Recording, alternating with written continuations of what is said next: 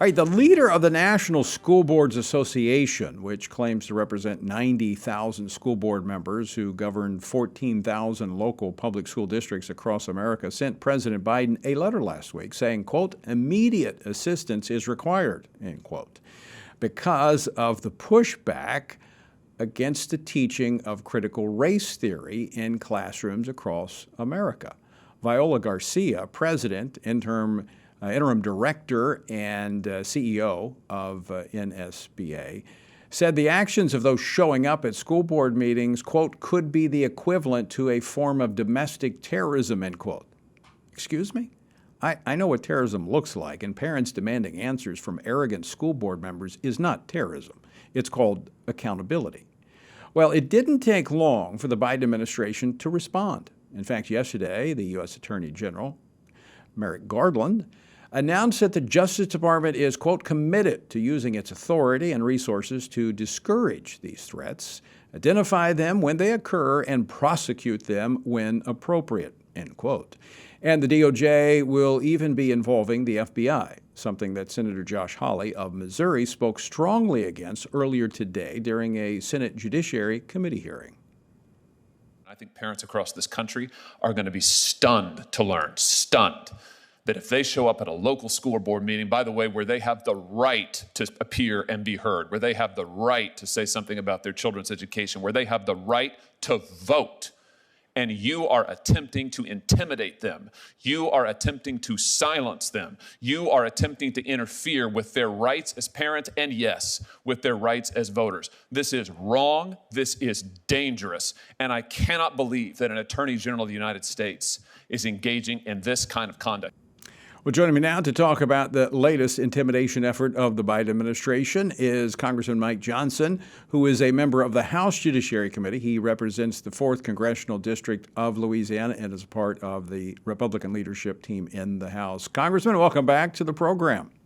Hey, Tony, it's always a pleasure, and Josh Hawley's exactly right on this. So your reaction to this announcement by DOJ?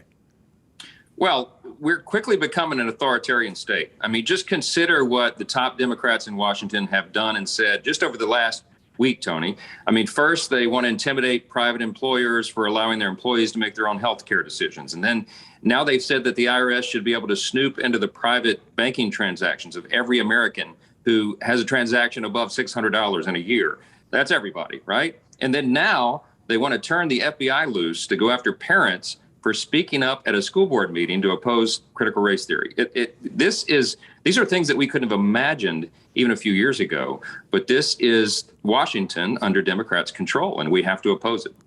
You know, I think this comes right out of the book Rules for Radicals, where it's a Marxist ideology about labeling, marginalizing those who oppose you. And you heard the language coming from Viola Garcia saying that this looks like domestic terrorism. So what do you think that's going to do to parents who were thinking about showing up at the local school board meeting?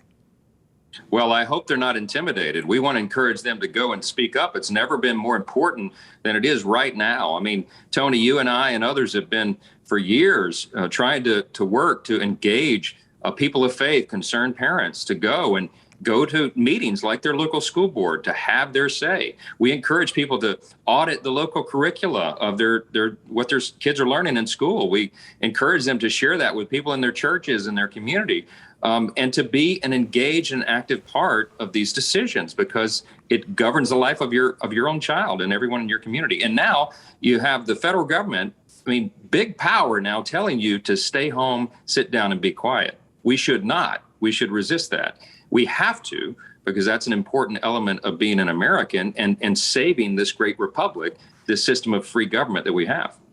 You know, Mike, I think my response would be if you were sitting on the fence thinking, I don't know if I should go to the school board meeting or not, now you should not only go, but you should take about 3 or 4 people with you when you do go. I think the response should be overwhelming and that we should pack out these school board meetings and demand what the taxpayers and the parents want. That's an end to this indoctrination that's taking place with our children.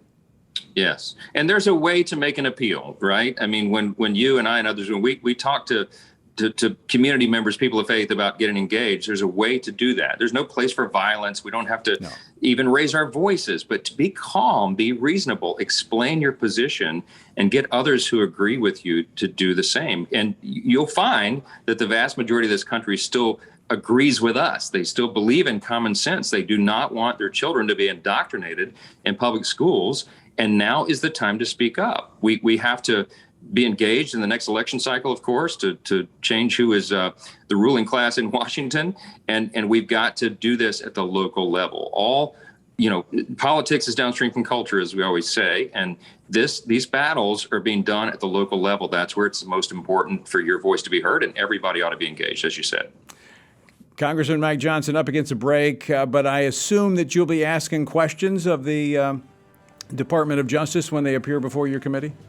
We can't wait. The House Judiciary Committee is raring to go, and there are a lot of questions to be asked. This is really getting out of control, and we've got to stem the tide of this before it gets out of hand. Well, Congressman Mike Johnson, we're glad you're there. Thanks for joining us today.